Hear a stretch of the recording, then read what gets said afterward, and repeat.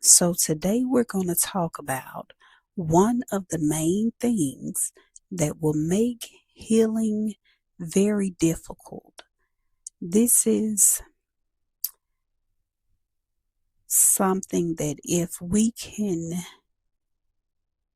make this a norm, healing will be much easier. Healing will be much easier to digest. It'll be easier to get to and get through it.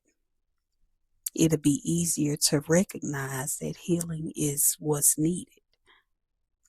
Today we're going to talk about having a name to how we're feeling, being able to call it out, having the verbiage for how we're feeling and what exactly we are going through. So if you notice, pretty much all of my messages are talking about this thing here.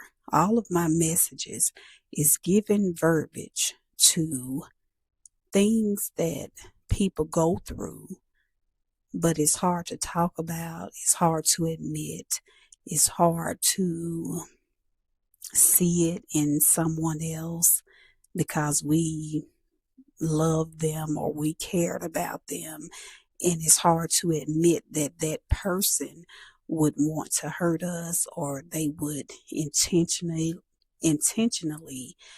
want to cause us emotional harm or emotional damage, or things of that nature. It's hard to admit those things to ourselves, which is one reason that can make healing more difficult than it has to be, when it's hard to admit something to yourself and when it's hard to accept that certain things had taken place. Once we get through those steps, the next thing that you will come to finding the right verbiage to express what you had went through.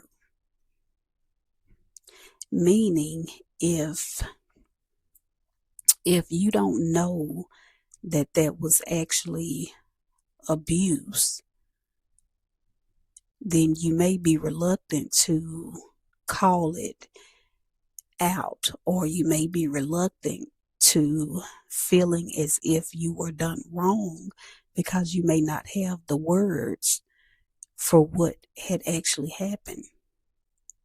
You may not quite know how to pinpoint it or what to call it, but you know it didn't feel good, but you just may not have the words for it.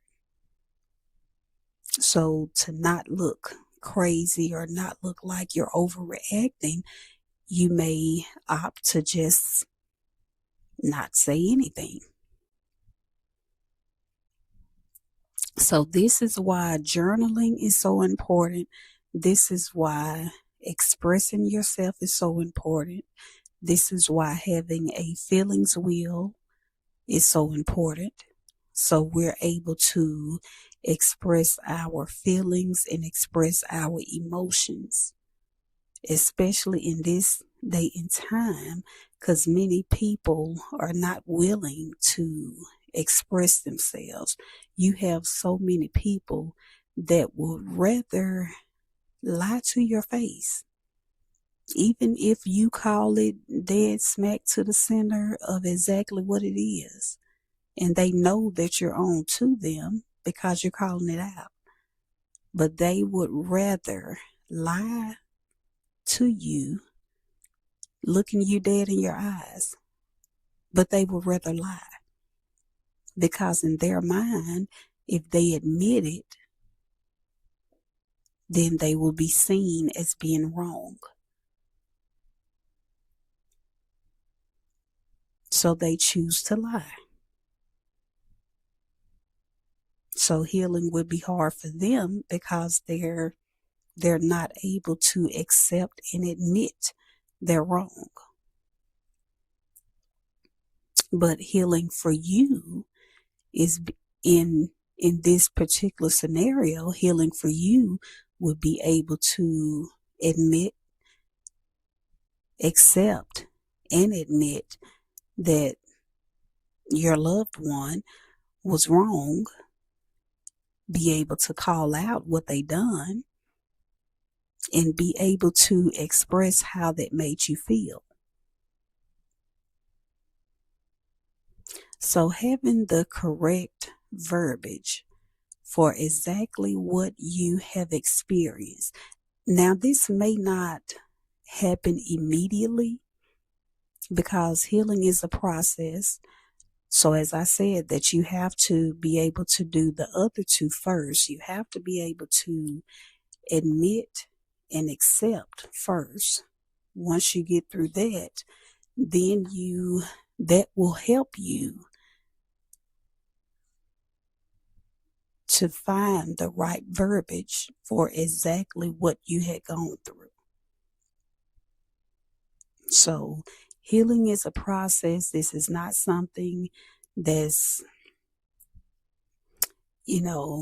happens in a moment. It happens over time as you discover and uncover the different areas of your emotions and the different areas of your heart and in your mind and your, hopefully not your body, but the different areas that has actually been wounded. So that's a discovery process. It's a process. But as I said, if we have the right verbiage for these things, then we will be able to call it out and your healing can begin, your healing can continue, and your healing will soon be able to run its course. So until next time, stay vigilant and let's heal.